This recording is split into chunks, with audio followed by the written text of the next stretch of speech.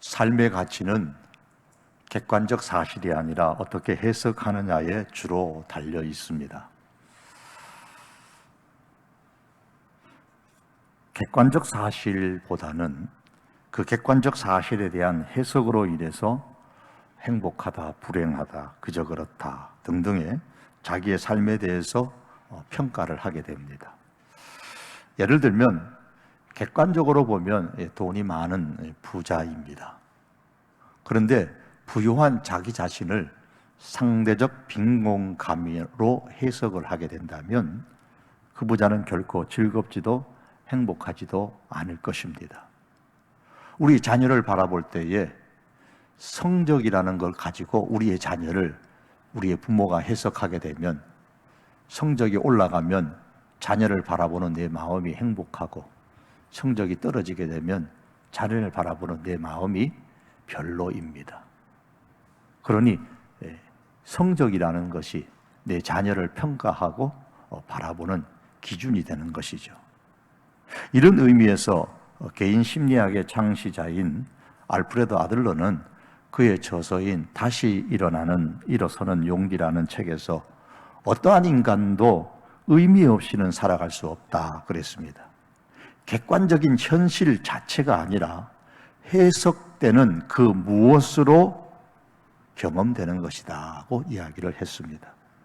이뤄볼 때에 나의 삶을 어떻게 해석할 것인가, 삶을 해석하는 도구가 우리의 행복과 불행에 있어서 대단히 중요합니다. 본문에 나오는 다윗은 어떤 전쟁에서 승리를 했습니다. 다윗은 블레셋의 골리앗 장수를 물리친 생애 첫 번째의 전쟁의 승리 이후로 수많은 전쟁터에 참여했습니다. 장군의 신분으로 혹은 왕의 신분으로 참전을 했지요. 그리고 많은 승리를 거두었습니다. 본문도 그 수많은 승리 가운데 어느 한 승리에 관한 말씀입니다. 12절에 보면은 여러 군대의 왕들이 도망하니 즉 치러왔던 왕들과 군사들이 허겁지겁 달아난다 이 말씀이나 17절에 하나님의 병거는 천천히요 만만이라 라는 이 표현, 그리고 30절 마지막에 전쟁을 즐기는 백성을 흩으셨도다 라는 이런 표현들을 볼 때에 본문은 다윗이 어떤 전쟁에 참여를 했는데 승리를 거두고서 기록한 말씀입니다. 그런데 우리가 주목하고자 하는 것은 다윗이 전쟁에 참여했다가 승리했다라는 그 객관적인 사실이 아니라 그 승리에 대해서 다윗이 어떻게 해석했느냐라는 것에 주목을 하는 겁니다. 전쟁의 승리에 대한 다윗의 해석을 보면서 그러면 오늘 우리 역시도 성도로서 우리의 그 삶의 객관적 현실을 과연 어떻게 해석하고 있는지를 깊이 되돌아보는 기회로 삼을 수 있기를 원합니다. 우리의 삶을 해석하는 도구, 성도로서 삶을 해석하는 도구는 내가 하나님을 얼마나 높이고 있는가이어야 합니다. 우리의 삶이 올라갈 수도 있고 내려갈 수도 있지만 우리의 삶의 현실이 어떻든 이 삶을 통해서 하나님을 높이고 있는가, 얼마나 높인가에 따라서 삶이 달라집니다. 코로나 상황 속에서 하나님을 높이는 사람도 있을 것이고 그렇지 못한 사람도 있을 것입니다. 우리의 삶을 하나님을 얼마나 높이는가를 기준으로 삼아서 해석을 해보자라는 거예요. 하나님을 높이는 사람을 하나님께서는 결코 모른다 하지 아니하십니다. 하나님은 나를 존중히 여기는 자를 내가 존중히 여기시겠다고 하셨습니다. 21절과 22절에 보시면 다윗은 적군의 머리 정수리를 깨트릴 정도로 대승을 거두었습니다. 적군들은 황급하게 뿔뿔이 흩어져서 숨었는데 어떤 이는 바산, 우리나라로 표현한다면 저 태백산맥에 있는 큰 산과 같은 험하고 깊은 산 속으로 도망하여 숨기도 하고, 어떤 사람은 태평양 같은 그 바다 깊은 속과 같이 그 아주 은밀한 곳으로 도망가서 숨었습니다. 하지만 소용이 없었습니다. 다윗은 그들이 숨은 은신처를 다 찾아서 그들을 전멸시켰습니다. 전쟁에서 완벽하게 승리했습니다. 이것을 23절에서는 적군들의 피에 발을 담그고 아군의 개들이 적군들의 피를 핥는 것으로 표현을 했습니다. 그런데 다윗은 이렇게 완벽하게 전쟁에서 승리한 이후에 자신의 그 승리에 대해서 이렇게 해석을 했습니다. 하나님께서 승리하셨습니다. 하나님께서 행하셨습니다. 이러한 고백은 하나님을 높이는 모습입니다. 20절 하반절에 보시면 사망에서 벗어남은 주 여호와로 말미암거니와 21절 끝에는 하나님이 쳐서 깨트리시로다 그랬습니다. 22절의 말씀에서는 23절과 더불어서 다윗이 그렇게 했음에도 불구하고 주께서 말씀하셔서 이렇게 되었다라고 고백을 합니다. 그리고 다윗은 전쟁의 승리를 경험한 이후에 이렇게 고백을 합니다. 19절입니다. 날마다 우리 짐을 지시는 주 곧 우리의 구원이신 하나님을 찬송할지로다. 다윗은 자신이 전쟁에 참여하는 것 자체를 자기 어깨에 짊어진 짐이라고 생각을 했습니다. 일개 병사도 전쟁에 참여하는 것이 짐일지인데 왕으로서 전쟁에 참전하는 것이 어찌 짐이 되지 않겠습니까? 이 병사의 그 짐과는 그 무게가 다르죠. 자신의 그 전략의 여부에 따라서 전쟁에서 수많은 부하의 생명들을 잃을 수도 있고 살릴 수도 있고 나라가 망할 수도 있고 흥할 수도 있으니 왕으로서 전쟁에 참전하는 다윗이 느끼는 그 짐은 대단히 무거웠을 겁니다. 그런데 전쟁에서 마침내 승리하고 전쟁에 대한 짐을 벗었을 때에 그것을 20절에 보시면 사망에서 벗어났다 그렇게 표현을 했습니다. 이를 보면 그만큼 다윗이 자신이 짊어진 그 짐을 무겁게 느꼈다라는 것을 알 수가 있습니다. 다윗은 시편 23편에서 내가 사망의 음침한 골짜기로 다닐지라도 라고 고백을 했는데 이것처럼 그의 생애 가운데 사망의 음침한 골짜기를 지나가며 사망의 짐을 질 때가 한두 번이 아니었습니다. 그런데 여러분, 어깨에 짐을 짊어지는 것은 다윗에게만 있는 것은 아닌지요. 우리 인생 가운데 늘 어깨에 등에 짊어진 짐이 있습니다. 전쟁, 질병, 코로나, 파산, 혹은 자녀, 가족의 불화 등의 삶 가운데서 경험하는 그 힘든 일들로 인하여서 염려하고 고민하고 걱정하고 불안을 또 스트레스를 받고 이런 짐들이 날마다 돌아가면서 우리에게 있습니다. 어떤 사람은 자신의 짊어진 짐이 너무 무거워서 스스로 자기 생명을 끊는 사람도 있죠. 등산 가방을 짊어지고 가는 인생길이라면 그 정도의 짐이라면 누가 걱정하고 염려하고 불안해하겠습니까? 사망에 이르게 할 수도 있는 짐을 지고 가는 인생이기 때문에 고민하고 걱정하고 염려하는 것입니다. 그러나 우리가 믿고 있는 하나님은 우리가 짐을 지고 걸어가는 그 모습을 구경만 하고 계시는 하나님은 아닙니다. 다윗은 그것을 경험했습니다. 다윗은 자기가 사망의 짐이라고 느낄 정도로 너무 이 무거운 심각한 그 짐을 지고 가는 그 때가 곧 하나님의 능력과 하나님의 승리를 경험하는 기회였다라고 그렇게 19절에서 고백하고 있는 겁니다. 사랑하는 성도 여러분, 우리가 믿는 하나님은 날마다 우리 짐을 지시는 하나님이십니다. 날마다 우리 짐을 져주시기 위해서 하나님은 다윗의 전쟁터에 오셨던 것처럼 우리의 삶에도 오시는 하나님이십니다. 하나님은 오십니다. 시간을 초월하신 하나님께서 시간 속으로 오시고 공간을 초월하시는 하나님께서 역사 속으로 오십니다. 우리의 삶의 현장으로 오십니다. 하나님께서 오시면 상황은 결정적으로 바뀌어집니다. 그 장소가 어떤 장소이든 그 환경이 어떤 환경이든 하나님이 오시면 하나님은 승리하시고 우리는 그 결과로 우리를 힘들게 하는 무거운 짐, 비록 사망에 이르게 하는 그런 짐이라고 할지라도 벗게 되고 구원을 얻습니다. 여러분, 어깨에 등에 짊어진 인생의 짐이 무엇이 있으십니까? 짐을 져주시는, 날마다 짐을 져주시는 주님이라고 했습니다. 이 하나님을 찾으시기를 바랍니다.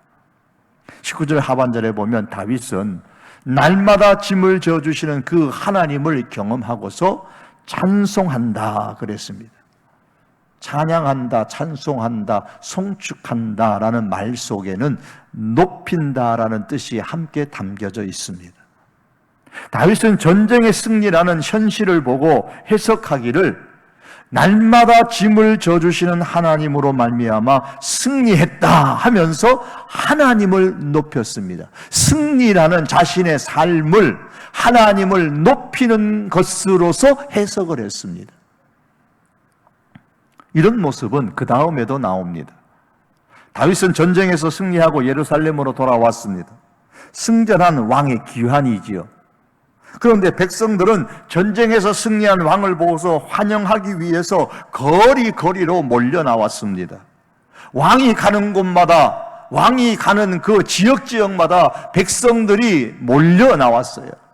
그 모습을 26절과 5절에서 7절에서 기록하고 있습니다. 소고치는 처녀들 중에서 노래 부르는 자들은 앞서고 악기를 연주하는 자들은 뒤따르나이다. 이스라엘의 근원에서 나온 너희여, 대회 중에 하나님 곧 주를 송축할지로다. 거기에는 그들을 주관하는 작은 베냐민과 유다의 고관과 그들의 무리와 스불론의 고관과 납달리의 고관이 있도다. 이 말씀에 보시면 승리를 하고 돌아오는 다윗의 그 개선 행렬에는 전국 방방곡곡에서 다윗의 행렬이 지나가는 곳곳마다 몰려 나와서 백성들 고관들이 환호를 합니다. 그리고 여인들까지도 앞에서 혹은 뒤에서 악기를 연주하면서 뒤따라가고 있습니다. 다윗은 이렇게 전쟁에서 승리하고 모든 백성들로부터 환영을 받았습니다. 그런데 다윗은 전쟁에 승리하고 개선한 왕이 되어서 예루살렘으로 돌아오는 이 개선 행렬을 뭐라고 오늘 말씀하냐면 하나님의 행차다 그랬어요. 다윗 왕이 아니라 하나님 왕의 행차라고 생각을 했습니다. 하나님께서 전쟁터에 오셔서 승리를 하셨고 이제 다시 하나님의 집인 성소로 행차하시는 것이라고 생각을 했습니다. 24절의 말씀입니다. 하나님이여, 그들이 주께서 행차하심을 보았으니 곧 나의 하나님, 나의 왕이 성소로 행차하시는 것이라. 백성들이 다윗 왕이 승리하고 돌아오는 모습을 보고 환호하는데 다윗이 생각하기에는 나를 환호하는 것이 아니라 하나님을 환호하는 것으로 생각했습니다. 다윗이 전쟁터에서 승리하고 돌아오는 그 행차를 하나님의 행차라 그랬어요. 이 말은 승리에 대한 백성의 환호와 그 영광은 모두 다 자신이 받아야 될 것이 아니라 하나님께서 받으셔야 한다고 여겼다는 말입니다. 백성들이 왜 다윗 왕을 그렇게 환호합니까? 전쟁에서 승리하고 돌아오기 때문이죠. 그런데 다윗은 그 전쟁의 승리가 하나님께서 행하신 승리라고 했습니다. 그러니 백성들의 환호, 백성들의 환영은 당연히 하나님이 받으셔야 됩니다. 개선 이 행차는 하나님의 행차요, 하나님이 백성들의 환호와 환영을 받아야 된다, 그렇게 말하고 있습니다. 그러기에 다윗은 26절에서 환호하는 백성들을 향해 자신이 아니라 하나님 곧 주를 송축할지어다 라고 표현을 했습니다. 자기를 향해 환호하는 백성들의 높이는 것조차도 다윗은 내가 아니요 하나님께로 다 그 환호를 올려드리면서 하나님께서 높임을 받으셔야 한다, 그러며 하나님을 높였습니다. 이러한 다윗의 모습은 그 다음에도 계속됩니다. 전쟁터에서 승리하고 열렬한 환영 인파 가운데 돌아온 다윗은 그 시대의 관례처럼 이제 성소로 갔습니다. 그리고 승리에 대한 감사 예배를 하나님께 드렸습니다. 그 예배에서 다윗이 했던 첫 마디가 이것입니다. 28절입니다. 내 하나님이 너의 힘을 명령하셨도다. 하나님이여 우리를 위하여 행하신 것을 견고하게 하소서. 내 하나님이 너의 힘을 명령하셨도다. 이 말씀은 다윗이 지금 자기 자신을 향하여 하는 말입니다. 하나님께서 내가 힘을 얻도록 명령하셨기 때문에 내가 힘을 얻을 수 있었고 그 힘으로 승리를 했습니다. 즉 하나님께서 내게 힘을 주셔서 승리할 수 있었습니다 라는 말입니다. 이처럼 그 예배의 자리에서도 다윗은 끝까지 하나님을 높였습니다. 그리고 그는 그 자리에서 기도를 했죠. 하나님이여 우리를 위하여 행하신 것을 견고하게 하소서. 이 기도는 지금까지 하나님께서 큰 힘을 주셔서 승리를 했습니다. 이 큰 힘을 앞으로도 계속해서 갖게 해 주십시오라는 기도입니다. 그러면서 다윗은 이 기도를 했고 이 기도에 대해서 하나님께서 그렇게 해 주실 것을 기도 응답에 대해서 믿었습니다. 35절입니다. 하나님이여 위엄을 성소에서 나타내시나이다. 이스라엘의 하나님은 그의 백성에게 힘과 능력을 주시나니 하나님을 찬송할지어다. 이 힘을 달라고 계속 힘을 달라고 기도했고 하나님께서 그 힘과 능력을 주실 것이다 라는 확신을 했습니다. 기도는 하나님을 높이는 성도의 또 다른 믿음의 행동입니다. 기도 응답에 대한 확신 역시도 하나님을 높이는 성도의 믿음의 자세입니다. 하나님을 믿기 때문에 기도하는 것이고 하나님을 믿기 때문에 기도 응답에 확신을 갖는 거예요. 그러므로 우리가 하나님 앞에 기도한다는 그 자체가 하나님을 높이는 행동입니다. 이를 보면 다윗은 처음부터 마지막까지 전쟁터에서 승리를 주셨을 때도 승리하고 돌아오는 개선 행차 가운데서도 승리한 후에 성소에 들어와 감사의 예배를 드리면서도 그리고 기도하는 모습 속에서도 다윗은 하나님을 높이는 것이 완전히 자기 생각에 자기 몸에 배어 있었습니다. 데이비드 브룩스라는 사람이 쓴 소셜 애니멀이라는 책에 있는데 그 책에 보면 그는 그 의식의 세계와 무의식의 세계가 사람에게는 있다 그랬습니다. 그런데 이 의식의 세계는 어떻게 결정되느냐? 정신의 대부분을 차지하고 있는 그 무의식의 세계에서 대부분 결정이 이루어진다 그랬습니다. 그래서 성공하는 사람이 되고 싶다면 우선 보이지 않는 이 무의식의 영역에 관심을 가져야 된다는 거예요. 그렇다면 우리는 의식의 영역에서 의도적으로 하나님을 높일 뿐만이 아니라 무의식 가운데도 나도 모르게 하나님을 높일 수 있도록 저절로 그냥 하나님을 높이는 모습이 행동 속에서, 언어 속에서, 우리 생각 속에서 나올 수 있도록 해야 합니다. 그러려면 하나님을 높이는 것이 다윗처럼 우리의 생각과 몸에 완전히 배어 있도록 해야 됩니다. 무의식의 영역 속에서도 하나님을 높이는 것이 있어져야 됩니다. 박정래라는 분이 썼던 유머라면 유대인처럼이라는 책이 있는데 그 책에 랍비들의 이야기가 나옵니다. 랍비들의 얘기는 그렇게 막 웃음이 터지는 그런 얘기들은 아니에요. 어떤 사람이 목장에서 말을 구경하다가 마음에 아주 쏙 드는 말을 발견을 했습니다. 그는 사고 싶은 마음에 목장 주인에게 물었습니다. 저 말을 사고 싶은데 파시겠습니까? 예, 팔죠.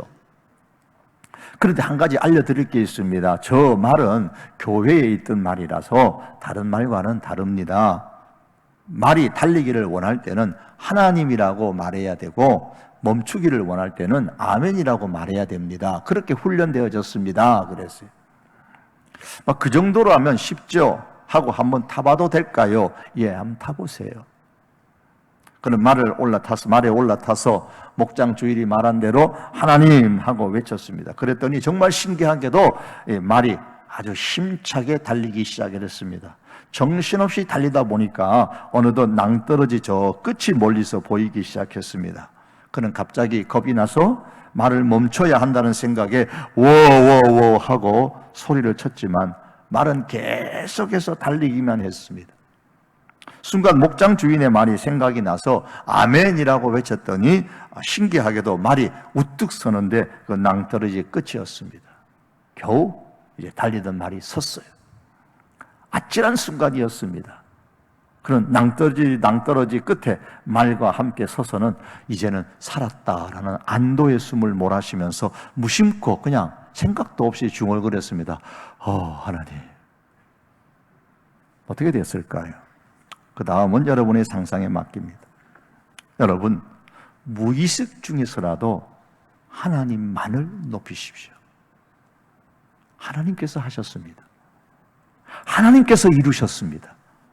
하나님만이 높임을 받으십시오. 무의식 중에서라도 이렇게 하나님을 높이는 것을 우리의 삶을 해석하는 도구로 삼으시기를 바랍니다. 우리가 어떤 일을 이루었던, 어떤 일이 잘 되었던, 어떤 일이 잘못되었던, 생각만큼 되지 않았던, 생각보다 더 많이 되었던, 거기에 대한 해석을 내가 얼마나 하나님을 높이고 있는가로 판단하시기를 바랍니다. 그러면 우리의 삶이 변합니다. 그러면 하나님께서 우리의 삶을 새롭게 높여주십니다. 본문에서 우리는 삶을 해석하는 다윗의 또 다른 한 가지 도구를 발견할 수 있습니다. 그것은 하나님 나라에 대한 비전이라는 도구입니다. 다윗이 전쟁에서 승리한 후에 돌아와서 성소에서 하나님께 감사 예배를 드리는 중에 하나님의 그 위엄과 하나님의 능력으로 말미암아 세상이 하나님 나라로 확장되는 그 기대를 하면서 믿음의 눈을 가지고 바라보았습니다. 비전을 품었어요. 다윗은 하나님께서 공급하시는 그 힘으로 전쟁터에서 승리를 했습니다. 그런 중에 계속해서 공급해 주시는 그 하나님의 힘을 받기를 기도했습니다. 하나님의 힘을 계속 받기로 기도한 이유는 자신의 삶을 좀 더 멋있게 되는 것이 목적이 아니었습니다. 보다 많은 영토를 확장해서 다윗의 그 왕권, 이스라엘의 왕권을 강화시키는 것이 그 목적이 아니었습니다. 하나님께서 공급해 주시는 그 힘을 사용하여서 더 많은 세상을 정복하고 그 세상을, 정복한 세상을 하나님 나라로 바꾸겠다라는 것이 하나님의 힘을 더 많이 공급해 달라고 기도한 목적이었습니다. 그 내용이 29절에서 34절의 말씀입니다. 29절에 보시면 다윗은 하나님께서 주시는 힘으로 승리함으로 말미암아 세상의 왕들이 하나님께로 와서 예물을 드리는 이런 모습을 믿음의 눈으로 바라보면서 비전을 품었어요. 이런 날이 올 것을 비전을 품었어요. 30절과 31절에 보시면 역시 하나님께서 공급해 주시는 그 힘을 가지고 다윗은 전쟁을 즐기는 저 대적들을 흩어버리고 정복하고 저 애굽의 고관들이나 구스의 사람들도 다 하나님을 향하여 손을 들고 경배하는 그 모습을 믿음의 눈으로 바라보았습니다. 아직 정복하지는 않았어요. 그러나 믿음의 눈을 가지고 바라보는 거예요. 저 애굽도 저 구스 땅도 다 정복하여서 하나님의 나라가 되어져서 하나님께로 나와서 손을 들고 경배하는 그런 나라가 되기를 마음의 비전을 삼은 거예요. 32절에 보시면 다윗은 세상의 나라들을 향하여 이제 말합니다. 하나님을 찬양하라, 하나님을 높이라 선포합니다. 이 역시 하나님 나라에 대한 비전을 마음에 품고 선포하는 거예요. 세상이 하나님 나라로 변하는 비전에 대해서 다윗은 시편 22장 27절과 28절에 보면 이렇게 말합니다. 땅의 모든 것이 여호와를 기억하고 돌아오며 모든 나라의 모든 족속이 주의 앞에 예배하리니. 그 당시는 이스라엘 백성들만 하나님의 백성이고 이스라엘 백성들만 하나님께 예배하는 것으로 생각했습니다. 그러나 다윗은 달랐습니다. 이스라엘뿐만 아니라 땅의 모든 끝이, 모든 나라, 모든 족속이 다 하나님께로 돌아와서 하나님을 예배하는 하나님 나라의 비전을 다윗은 품에 안았어요. 세상 가운데서 일어나는 하나님 나라의 확장에 대한 이 비전은 사실은 다윗이 가졌던 비전일 뿐만 아니라 일찍이 하나님께서 창세기 가운데서 품었던 그러한 비전이었죠. 창세기 1장 28절에 보면 하나님이 그들에게 이르시되 생육하고 번성하여 땅에 충만하라, 땅을 정복하라 그랬습니다. 하나님 나라로, 하나님의 백성으로 땅에 가득하기를 원하는 이 하나님 나라의 비전을 하나님이 품으셨어요. 이 비전은 후일에 세계를 하나님 나라로 변화시키는 예수님의 비전이 되어졌습니다. 이 땅에 오신 예수님이 마지막으로 제자들을 향해서 하셨던 말씀, 가서 모든 족속으로 제자를 삼으라. 하나님 나라에 관한 비전입니다.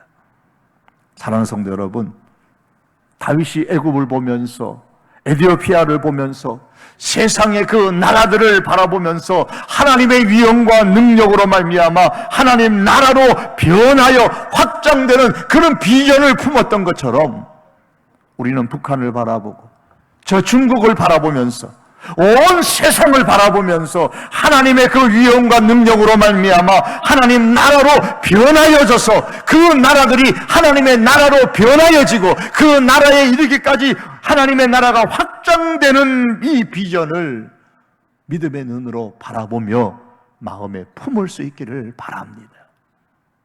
여러분, 이제 오늘 집에 돌아가시면 세계 지도를 펴놓고, 세계 지도가 없으시면 인터넷 들어가면 세계 지도 다 나옵니다.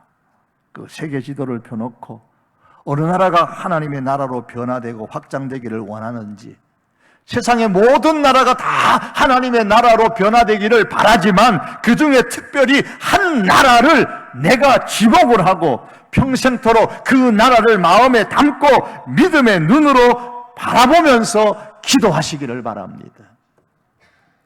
하나님의 나라의 지도지. 세계 지도를 펴놓고 내가 어떤 나라를 지목해서 이 나라가 하나님의 나라로 변화될 때까지, 이 나라에까지 하나님의 나라가 확장될 때까지 내가 기도하리라, 내가 섬길 것이리라, 이런 결단을 하시기를 바랍니다. 그리고 하나님께서 계속 내게 힘을 주시면은 이 힘을 가지고 하나님 나라 비전에 동참하겠다고 결심했던 그 다윗처럼 우리 역시도 우리의 삶, 하나님께서 내게 주신 것을 가지고, 하나님이 내게 주신 그 힘을 가지고 세상을 향한 그 하나님 나라 확장의 비전에 우리가 사용할 수 있기를 바랍니다. 이렇게 우리의 삶을 세상을 향한 하나님 나라의 비전을 가지고 해석함으로써 비로소 나의 삶이 괜찮다, 좋다, 행복하다, 그렇게 평가할 수 있기를 바랍니다. 말씀을 맺겠습니다. 사랑하는 성도 여러분, 사람은 삶에 대한 객관적인 사실보다는 사실에 대한 해석에 따라서 기뻐하기도 하고 슬퍼하기도 하고 행복하기도 하고 불행하기도 합니다. 그렇다면 우리의 삶을 해석하는 도구가 무엇일까요? 성도로서 나의 삶을 해석할 수 있는 도구가 뭐냐는 거예요. 현재의 삶이 과연 하나님을 높이고 있는가? 이것을 삶을 해석하는 도구로 삼으시기를 바랍니다. 그리고 현재의 삶이 세상을 향한 하나님 나라의 비전에 도움을 주고 있는가? 내게 있는 힘으로 얼마나 이 비전에 동참하고 있는가를 삶을 해석하는 도구로 삼으시기를 바랍니다. 우리의 삶이 어떻게 바뀌든지, 우리의 환경이 어떻게 변하든지 그 자체만 가지고서 내가 행복하다, 불행하다, 내 삶은 나는 지금까지 성공적으로 살았다, 아니다, 그렇게 평가하지 마시고 이렇게 살아온 내 삶이 과연 하나님을 얼마나 높였는가, 이렇게 살아온 나의 삶이 얼마나 하나님 나라의 비전에 도움을 주었는가, 하나님 나라 비전에 동참하고 있는가를 보면서 우리 자신의 삶을 평가할 수 있기를, 해석할 수 있기를 바랍니다. 사랑하는 성도 여러분, 다윗처럼 우리 모두가, 우리 성도들이 승리했으면 좋겠습니다. 하지만 혹 그러한 삶을 살지 못한다 할지라도 우리의 삶을 바라보며 항상 하나님만을 높일 수 있기를 바랍니다. 그리고 하나님께서 공급하시는 힘으로 살고 그러한 삶을, 세계를 하나님 나라로 변화시키고 확장시키는데 동참하고 기여하는 우리 성도들, 저와 여러분들의 인생이 될 수 있기를 주님의 이름으로 축복합니다. 기도하시겠습니다.